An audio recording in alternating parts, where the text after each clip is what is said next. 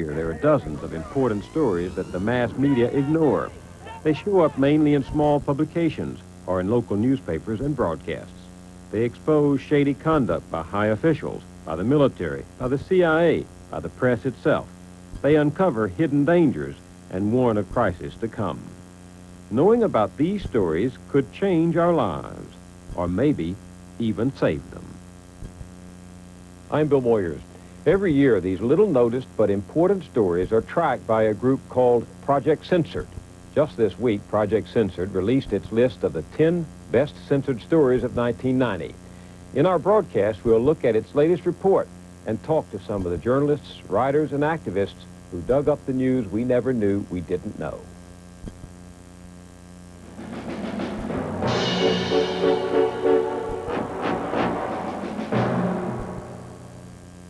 There's no committee of bureaucrats armed with blue pencils who pass judgment on the news we see and read every day. Overt censorship is rare in America, at least in peacetime. But a subtle form of censorship takes over when significant stories are buried or ignored by the mainstream press.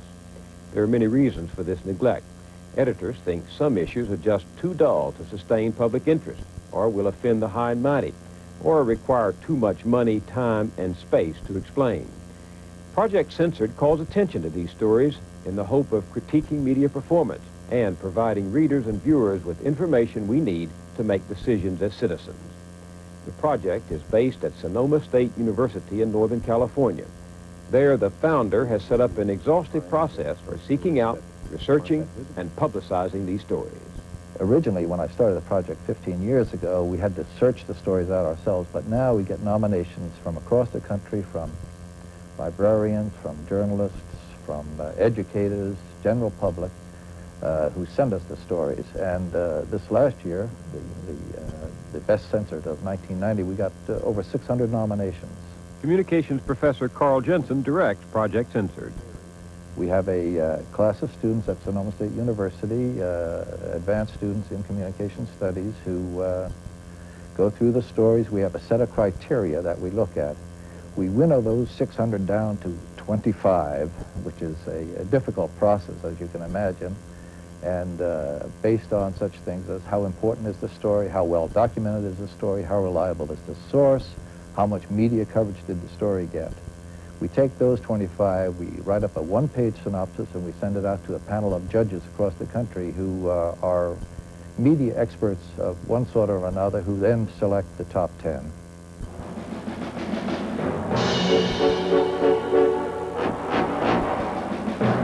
Three of the top 10 Project Censored stories for 1990 demonstrate that if the press fails to dig beyond the official view of reality, the public may never get the straight story. First, the emergency anti-crime bill introduced in both houses of Congress last year. It proposed measures so restrictive and severe as to sweep aside the guarantees of the Bill of Rights. But virtually no one in the press tracked the progress and eventual defeat of this bill except the weekly Spotlight. Colonel North, please rise. Second, the Iran-Contra role of George Bush, the man who is now our president. He says he has fully explained that he was out of the loop. I did not think it was arms for hostages. After all the facts were in and all the disclosures made and all the revelations about the individuals involved known to me, I say, hey, this was wrong. Most of the press went along with that story. Only a handful of publications have pointed out that Oliver North's notebooks placed George Bush, then vice president, at a number of the meetings where the secret plans were hammered out. Good morning, Panama. Third is the question of what really happened in Panama during the American invasion in 1989. Most of the press bought the official propaganda that it was a clean and triumphant operation with minimal casualties. We've heard a lot less about the unofficial reports that call it a brutal, messy affair that killed far more civilians and soldiers than the government wanted us to know. Project Censored's next story is also one the government didn't want us to know. It's hard to report because hurt or commitment or passion happened to thrust them into the midst of events they find troubling. That was the case with the next two of Project Censored's top 10 stories. start. And liftoff. Americans return to space as Discovery clears the tower. One of the stories on Project Censored's list was unearthed by scientists in the Soviet Union and the United States. They claim that the NASA shuttle program is destroying the ozone layer that protects the Earth from deadly ultraviolet light. During a single shuttle launch, they say, the solid fuel booster rockets release tons of hydrochloric administration. All tell us they're making great headway in the campaign to cut off supplies at the source. But some foot soldiers in the drug war tell a very different story. One who broke his silence is longtime undercover DEA agent Michael Levine.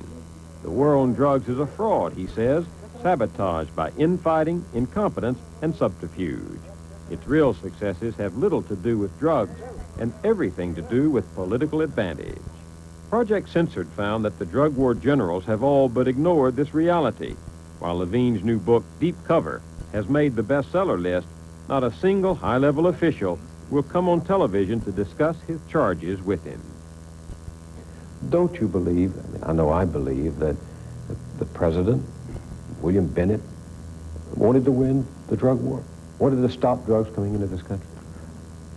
You know, I'm an old-time I spent 25 years working undercover and learning the fine art of manipulating and watching people and making judgments that can mean your life. And I taught undercovers. And I've always learned to judge people only by what they do, not by what they say. And by the actions, by their actions, they haven't shown me anything other than the most cynical drug war you could imagine, where they know drugs are being used for funding of covert operations, for political reasons, for everything you can imagine to win elections. But the reality of a drug war, they know it doesn't work. In the words of the man who was running Operation Snowcap, the main wedge right now in our South American drug war, we know it doesn't work. What is Operation Snowcap? It's a paramilitary operation. You've got Trying to cut it off at the source? Trying to cut cocaine off at the source in South America. It's a complete bust, a total failure. Why? Well, first of all, the cocaine economy, as all the Andean nations know, feeds much too many pet campesinos. They live off of They live off the income from it. And they're not drug barons. You're talking about hundreds of thousands, maybe millions of people who in one way or another in that area of the world feed families of 4, 5, and 6 kids from the proceeds of cocaine, from the proceeds of our hunger for cocaine. And they're not drug barons. These are people who barely scrape by. Without the coca leaf, they're starving. So that's one reason it's not working. Too many people are making a living from it at the lowest level of society. Well, if you were the president of each of these countries, you know you can't truly be against cocaine because you're against feeding your people. So to get as much aid from America as you can, what do? You go as far as you can to convince the American people that there is a drug war going on. The whole thing is sort of ridiculous because DEA themselves know that most of these police are corrupt, that the operations are sold out before they even take off. It's an operation in futility. What about Noriega? The invasion of Panama was allegedly mounted to put a stop to Manuel Noriega's own drug trafficking. Francis McNeil, this State Department official, testified before Congress. We looked the other way for years on Noriega's drug trafficking activities because he was helping us with the Contras. That's testimony before our own Congress. Now, all of a sudden, we invade Panama to arrest this man who we knew was trafficking in drugs for 2 decades. 23 Americans died. I don't know how many hundreds or thousands of Panamanians, little babies, died for the arrest of this man whom we knew was trafficking in drugs. And the media convinced America to an 80% quota that it was a drug war victory. How do you rate the press coverage of the drug war? I think it's awful. I think there's a quid pro quo between a lot of journalists and the drug war mechanism, in that they have to be friendly if they want access. Now, that's the only thing that would explain why. I give you a great example. Colombia goes to war, allegedly, against the drug dealers. And now we've been told that there's a real drug war. This is this mechanized drug war. So the first move on our part is we send $65 million worth of military equipment to Colombia to fight this drug war. The Colombians sit around and say, we'll take it as a symbolic act, but this is not this kind of a war. All of this equipment is useless. Now, that was only one little story. If the media was responsible, they'd follow up and find out, what do you mean this is not a militarized? Why isn't this equipment? America has been led to believe that we need armaments down there. We need heavy machinery. We need weapons. We've already invaded Panama. The New York Times made an announcement that revealed plans for the virtual invasion of South America under the drug war banner. Now we have a country that's at the helm fighting, allegedly fighting these drug barons, and they're telling us, no, it's not that kind of war. But yet America is ready to go to war with, quote unquote, that kind of war. Why? Because of the media. What's the drug war costing? Oh, God. I think our budget last year was $10 billion. The federal budget, 70%, no, $9 billion, 70% of which went to this total waste, which if you add it up over the last 20 and 30 years, we've spent, I don't know how many countless billions of dollars that's been a total waste. How do you measure total waste? Drug trafficking's never been as bad as it is. So obviously nothing that we've been doing for the last 30 years has had any effect whatsoever. So why are we still going in the same direction? Are you in favor of decriminalizing drugs? No, absolutely not. I'm in favor of doing what Japan and China did, focusing all their resources on the user. And you don't have to change a comma in the Constitution. A form of mandatory rehabilitation. You give drug users what they've been clamoring for. Rehabilitation on demand, treatment on demand. The only thing is, it's the demand of society. We, as a society, demand that you, as a drug user, get into rehabilitation, and if you're off rehabilitation, we're going to check you constantly. And if you're back on, you're going back into a hospital. Now, how do you do that without violating anyone's rights? Over 2 million arrests are made every year in the U.S., felony arrests. Drug tests show that they're under the influence or they have drugs in their system. You give them, 2 million with drugs. With drugs. You give them the choice at the time of their arrest. Do you want to face the judicial system or do you want to go into rehabilitation? Sign up for lifetime rehabilitation. That's expensive.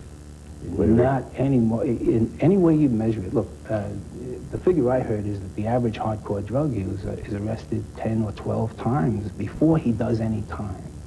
He has to commit $500,000 a year in crimes. Now, if you add to that the court costs, all of our society's good intentions, all the people working with our society's good intentions that are being paid out of tax dollars to try and straighten out this individual totally fruitlessly, what you come out with has got to be an astronomical figure each year that each one of these people costs us while they're on the street. Insurance, my God, it doesn't take much of an imagination. It would be cheaper for us to put these guys in a Holiday Inn for a year. We'll make it a Motel 6. We'll save a little money, but it'll be cheaper for our society and give them all the care in the world.